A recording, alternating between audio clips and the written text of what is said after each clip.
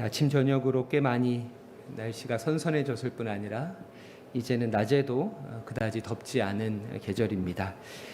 이틀 후면 절기상 백로인데 이슬 같은 주님의 은총이 온라인 예배에 참여하고 계신 모든 교우분들과 자성원의 가족들 위해 함께 하시길 기원합니다. 우리 가정과 또 현장에서 함께 예배하는 좌우의 가족들 또 지체들에게 주님의 평화가 당신과 함께하길 빕니다. 이렇게 평화 인사를 나누겠습니다. 주님의 평화가 목사님과 함께하시길 빕니다. 사도행전은 부활하신 주님의 마지막 강화와 분부, 즉 고별 설교로 시작을 합니다. 사도행전 1장 3절 말씀을 우리 같이 한번 읽어보도록 하겠습니다. 시작. 그가 고난받으신 후에 또한 그들에게 확실한 많은 증거로 친히 살아계심을 나타내사 40일 동안 그들에게 보이시며 하나님 나라의 일을 말씀하시니라. 아멘. 이 1장의 고별 설교는 이전의 주님의 설교처럼 대화 형식으로 진행이 되었고 질문 속에 배어있는 제자들의 어리석음을 깨우치면서 저들의 깨달음의 원을 확장해 갑니다. 주님은 자신의 생애의 마지막 설교에서 하나님 나라에 대해서 전하신 그분의 말씀마저도 제자들은 여전히 자기중심적으로 이해하고 있습니다. 저들은 이방인까지 아우르는 복음의 우주성과는 달리 여전히 하나님 나라를 이스라엘이라는 민족의 울타리 안에서만 전망하고 있고 그로 인해 주님께 던지는 마지막 질문의 이 소중한 찬스를 이스라엘의 회복의 스케줄, 그 때를 묻는 것으로 소모해 버립니다. 사도행전 1장 6절에 제자들은 주께서 이스라엘 나라를 회복하심이 이때니까? 라고 질문하죠. 이처럼 때에 대한 사람들의 이 관심은 집요합니다. 누가복음 21장에 보면 주님께서는 과부의 2렙돈에 불과했던 헌금을 칭찬하십니다. 그러자 과부에 대한 주님의 칭찬이 못마땅했던 부유한 자들은 화려한 예루살렘 성전을 가르치면서 우리들의 값비싼 헌물이 없었다면 어찌 저 아름다운 성전이 지어질 수 있었겠느냐면서 과부를 칭찬하신 2렙돈을 칭찬하신 주님께 딴지를 놓습니다. 그에 대해서 화가 나신 주님은 이렇게 답변하십니다. 누가복음 21장 6절인데요. 제가 읽겠습니다. 너희 보는 이것들이 날이 이르면 돌 하나도 돌 위에 남지 않고 다 무너뜨려지리라. 주님이 한 성깔 하시는 것을 볼 수 있습니다. 하지만 주님의 꾸지람을 듣고도 저들의 질문은 고작 이것입니다. 21장 7절에 그들이 물어 이르되 선생님이여 그러면 어느 때에 이런 일이 있겠사오며 이런 일이 일어나려 할 때 무슨 징조가 있사오리이까? 이 제자들의 또 무리들의 어리석은 질문에 대해서 예수님은 스스로 주님이라고 하면서 하나님 나라의 때를 이야기하는 자들을 주의해서 따르지 않도록 경계하십니다. 그럼에도 오늘 본문에서 이 이별의 순간마저도 때에 대한 미련을 버리지 못하는 이 제자들의 모습에 주님의 격앙된 감정이 번역된 우리 성경 사도행전 1장 7절에도 고스란히 나타나고 있습니다. 우리 사도행전 1장 7절 화면 보면서 같이 한번 읽어보도록 합시다. 시작. 때와 시기는 아버지께서 자기의 권한에 두셨으니 너희가 알 바 아니요. 아멘. 너희가 알 바 아니다 라는 이 주님의 감정이 답변 속에 배어져 있다고 생각이 됩니다. 하지만 주님은 제자들의 어리석음 앞에 격앙된 자신의 감정을 억누르면서 제자들에게 하나님 나라의 사명을 부여하십니다. 우리 1장 8절도 같이 한번 읽어봅시다. 오직 성령이 너희에게 임하시면 너희가 권능을 받고 예루살렘과 온 유대와 사마리아와 땅끝까지 이르러 내 증인이 되리라 하시니라.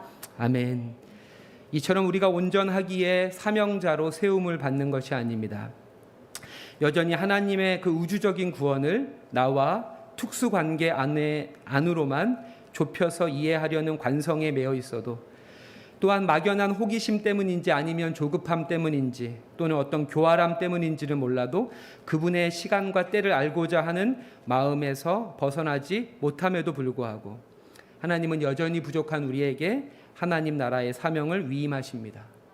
이처럼 하나님 나라의 일꾼의 조건은 하나님 나라에 대한 이론과 논리, 신학적 체계를 기초로 해서 그에 합당한 믿음과 인격을 두루 섭렵한 자에게 부여되는 것이 아니라 오늘 본문의 제자들의 모습처럼 또 저와 여러분의 모습처럼 무지와 어리석음, 한계와 부족함에도 불구하고 하나님을 향한 믿음과 순종을 지속시키는 우리들의 인내, 오래 참음이 하나님 나라 일꾼의 조건이라는 것입니다. 주님의 고난과 부활을 직접 목격한 제자들조차 여전히 이스라엘의 회복과 그 때를 묻는 초보적 신앙에서 벗어나지 못하는 것처럼 아무리 강렬한 체험이라도 그것으로 우리의 신앙이 단번에 큰 변화를 이루어낼 수 없으며 또한 일회성의 순종과 헌신으로 하나님 나라와 하나님의 뜻에 괄목할 만한 실현을 이루어낼 수 없습니다. 제가 아는 한 신앙과 하나님 나라에는 속성 과정이 없습니다. 깨달음은 순간일 수 있겠으나 그것이 내 마음과 영혼에 체득되는 것은 반드시 인내라는 과정을 통해서만 이루어지는 것입니다. 그래서 바울은 우리에게 이렇게 말하죠. 지난 9월 2일 말씀 그리고 하루 신약 본문이었는데요. 우리 같이 한번 읽어봅시다. 빌립보서 1장 9절 말씀 시작. 바울이 있습니다. 내가 기도하는 것은 여러분의 사랑이 지식과 모든 경험으로 항상 풍성해지는 것입니다. 아멘. 앞서 누가복음 21장에서도 때를 이야기하는 자들을 따르지 말라고 경계하셨던 주님은 그 문단의 맨 끝에서 우리에게 이렇게 말씀하십니다. 누가복음 21장 19절에 너희의 인내로 너희 영혼을 얻으리라. 아멘. 스테니 하우어스는 무엇이든지 빨리 끝내고 싶어하는 자신의 조급증을 고백하면서 인내가 그리스도인의 성품의 중심이 되는 덕이라고 말합니다. 그는 조급함과 성냄, 분노가 깊게 관련되어져 있으며 자신에게는 온화한 면도 있지만 알 수 없는 분노의 출처로 바로 이 조급함이 있음을 지적하고 있습니다. 하나님은 사랑이시다 라고 하는 우리 신앙의 가장 중요한 고백과 가장 반대편에 있는 이 세상의 모습은 무엇일까요? 저는 그것은 다름 아니라 폭력이라고 생각을 합니다. 지난주 요새 아주 인기 있는 넷플릭스 드라마인 DP를 시청했습니다.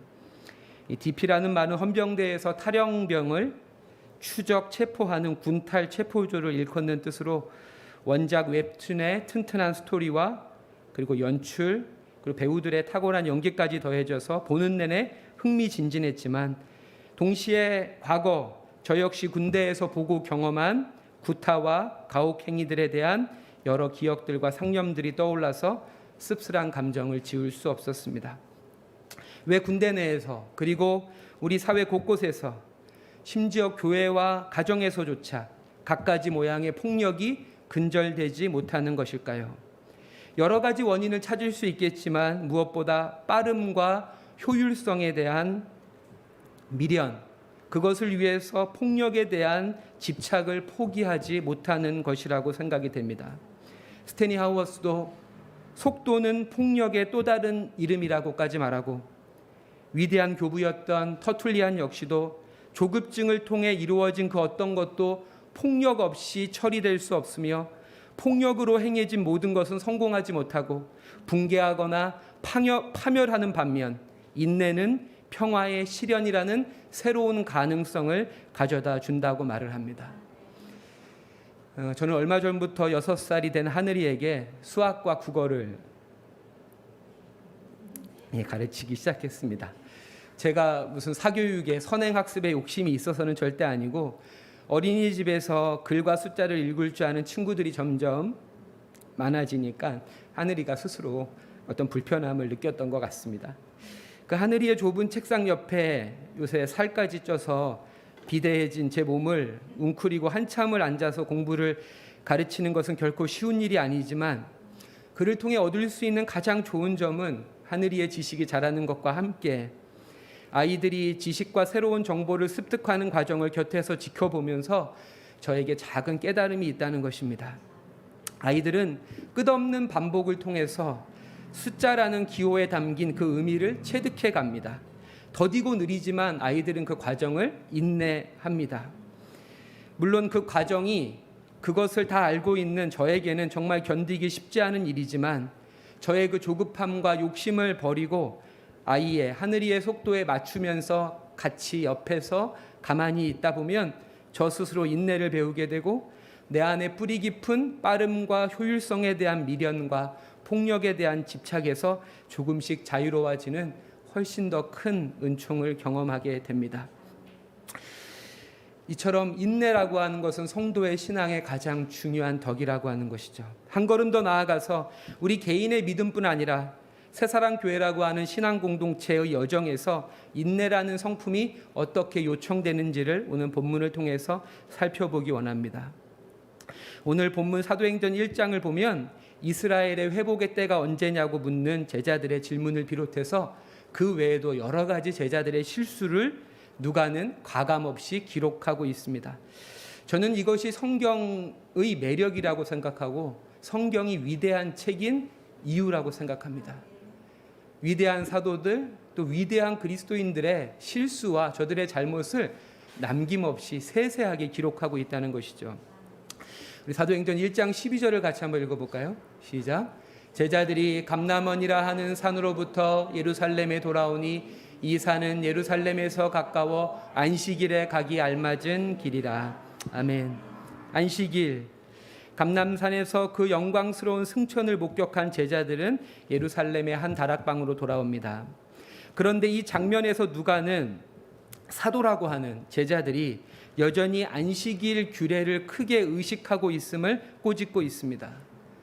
또한 유다를 대체할 인물을 선정하는 것도 12지파를 상징하는 사도의 숫자를 완성시키려는 것으로 하나님 나라를 이스라엘이라고 하는 민족적 틀거리 안에서 이해하는 저들의 이해를 누가는 비판적으로 바라보고 있습니다. 물론 이것이 마띠아가 마지막 사도로서 사도성을 갖느냐 하는 문제와는 별개입니다. 마지막으로 유다를 대체할 사도의 조건으로 베드로는 세 가지를 제시하는데요. 첫 번째로 1장 22절에 보면 예수의 부활을 증언할 사람이어야 하고, 두 번째로 요한의 세례 때로부터 승천까지 우리와 함께 다녔던 사람이어야 한다는 것은 충분히 납득이 되지만 마지막 세 번째 조건으로서 이 베드로가 제시하고 있는 항상 우리와 함께 다니던 사람, 여기서 사람은 헬라어로 아네르입니다. 남자를 뜻합니다. 세 번째 베드로의 조건은 반드시 사도는 남자여야 한다. 예수의 부활을 목격하고 그리고 요한의 세례로부터 승천 때까지 우리와 함께 다니는 사람들 중에서 남자여야만 한다. 역시도 저는 누가가 제자들의 실수로서 본문에 기록하고 있는 사건이라고 나름대로 확신을 합니다. 사실 이러한 주석은 제가 갖고 있는 여러 개의 누가복음 주석에는 찾아볼 수 없는 내용이긴 하지만 그럼에도 불구하고 제가 이것들을 제자들의 실수라고 단호하게 말할 수 있는 것은 주님이 함께 계셨던 때에도 실수하던 제자들이 주님이 승천하신 이후에 갑자기 무흠해졌다라고 생각하는 것 자체가 지나친 논리의 비약이고, 더 분명한 것은 사도행전의 전개, 즉 이방인에게 복음을 전하는 이 전파의 과정 속에서 제자들의 실수가 개선되고 변화되고 보완되고 있다는 점입니다.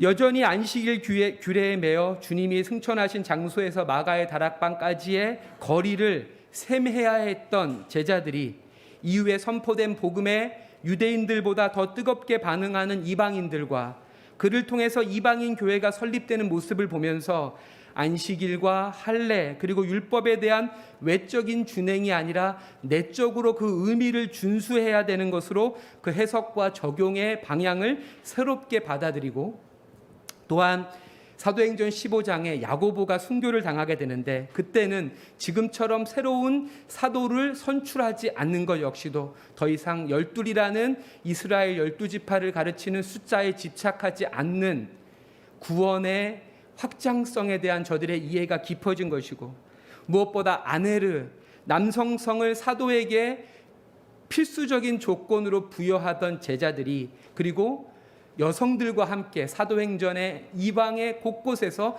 교회를 설립하고 그리스도의 복음을 전하는 사역을 진행해 가는 것으로 변화되는 것이 바로 오늘 본문의 제자들의 모습이 우리가 기꺼이 지적할 수 있는 실수였다라고 하는 것이죠. 바로 이와 같은 하나님의 인도하심과 신실하심은 초기 기독교 공동체와 사도들뿐 아니라 저와 여러분을 향해서도 동일하게 지금 여기에서도 일어나고 있는 일입니다. 바로 이것이 성도와 신앙 공동체의 믿음의 여정의 속성입니다. 신앙 공동체로서 또 우리는 각 한 사람의 그리스도인으로서 인내로 주님께서 우리 앞에 마련하신 믿음의 여정을 걸어 나아가야 합니다. 저는 바로 이 지점에서 마띠아라고 하는 이 마지막 사도를 만나게 됩니다. 유다를 대체할 새 사도를 뽑는 과정에서 최종 후보로 두 명이 압축이 됩니다. 바사바라고도 하고 유스도라고도 하는 요셉이고, 다른 하나는 마띠아였습니다. 먼저 언급되었을 뿐 아니라 여러 가지 이름으로 불리던 것으로 보아서 요셉이 더 유력한, 예루살렘 공동체의 회중들이 더 원하는, 선호하는 제자였던 것으로 보이고, 그에 비해서 나중에 언급되었을 뿐 아니라 그를 수식하는 어떠한 호칭도 등장하지 않는 마띠아는 반대 인물이었다라고 생각을 합니다. 최종 선발은 후보들이 직접 제비를 뽑는 방식으로 정해지게 되고 결과는 마띠아입니다. 우리 1장 26절 같이 읽어볼까요? 시작. 제비 뽑아 마띠아를 얻으니 그가 11사도의 수에 들어가니라.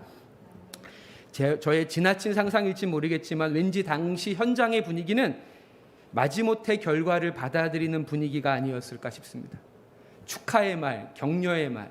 사실 사도행전에는 새로운 교회와 만나고 이별할 때의 그 슬픔과 감정들이 나타나 있는 본문이 곳곳에 등장합니다. 유다를 대체할 새로운 사도가 뽑혔음에도 불구하고 그 안에는 어떠한 감정적 뉘앙스가 담겨져 있지 않습니다. 그리고 이후에 마띠아는 종적을 감춥니다. 신약 성경 어디에서도 그의 흔적을 찾아볼 수 없습니다. 이처럼 마띠아는 12제자에서는 물론이고 초기 예루살렘 공동체의 중요한 인물 중에서 가장 존재감이 약한 인물입니다. 개신교뿐 아니라 카톨릭의 경우에서도 성인들을 기억하고 그 신앙을 본받는 날을 축일이라고 하는데, 마띠아 축일을 가장 잃어버리기 쉬운 날이라고 하는 한 신부님의 이야기를 들은 적도 있습니다. 하지만 누가는 사도행전, 즉 교회를 통해 펼쳐지는 영광스러운 하나님 나라의 이야기의 첫머리에 이 마띠아 사건을 기록하고 있으며, 이런 그의 전개 방식이 왠지 낯설지 않습니다. 누가의 첫 번째 책이었던 누가복음에서도 그 첫머리에는 알려지지 않은 노인들이 등장합니다. 스가랴, 시므온, 안나의 이야기로 누가복음이 시작이 됩니다. 그리고 마띠아가 종족을 갖춘 것처럼 누가복음에서도 시므온과 안나와 스가랴는 종족을 감춥니다. 그럼에도 불구하고 이 이야기들은 우리에게 필요합니다. 반드시 필요합니다. 어둠 속의 촛불들이라고 하는 책을 쓴 로안 윌리엄스는 이렇게 말합니다. 바울의 영웅적인 이야기에 너무 경도되지 마십시오. 사도들의 선포와 선교는 그들 곁에서, 또 예수 곁에서 묵묵히 예수를 따라 살고자 했었던 이들이 있었기에 가능했습니다. 배신하고 도망하는 이들이 있는가 하면 그저 그 자리에 있는 이들이 있습니다. 유다 같은 비극적인 삶, 바울 같은 열정적인 삶 곁에는 언제나 반드시 마띠아처럼 묵묵히 그냥 그 자리를 지키는 삶이 있습니다. 사랑하는 성도 여러분, 말씀을 마무리하겠습니다. 사도행전에는 물론 극적인 사건들이 곳곳에 등장합니다. 하지만 그 사건들을 연결해 하나의 이야기를 끌고 가는 힘은 그 사이사이에 존재하는 꾸준히 묵묵했던 이름 없는 성도들의 이야기와 삶이었다는 것입니다. 사랑하는 성도 여러분, 마띠아와 같은 꾸준한 묵묵함으로 영상 예배를 비롯해서 코로나19로 변화된 교회의 사역에 동참해 주시고 협력해 주셔서 진심으로 감사드립니다. 다시 만날 때까지, 아니 그 이후에도 인내로서 여러분 개인을 향한 하나님의 인도하심 뿐 아니라 공동체를 향한 그 부르심을 아름답고 풍성하게 이루어가는 우리 모두가 되기를 부탁드리겠습니다. 기도하겠습니다.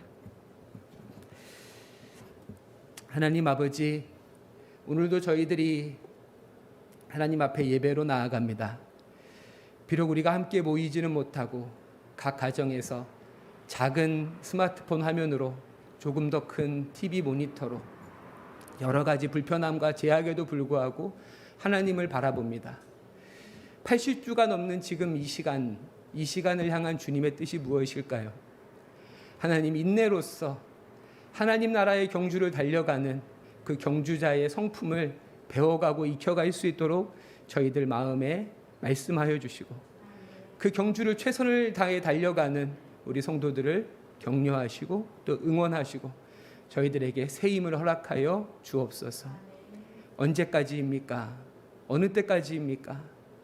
하나님 나라가 이루어지는 것이 이스라엘의 이때입니까? 라는 그 질문 속에 담겨져 있는 조급함과 또 교활함을 버리고 하나님을 신뢰함으로 지금 여기에서 이루기 원하시는 그 하나님의 뜻을 인내로서 이루어가는 우리 모든 성도들 될 수 있도록 저와 우리 모두가 될 수 있도록 주님 축복하여 주옵소서. 예수님의 이름으로 기도합니다. 아멘.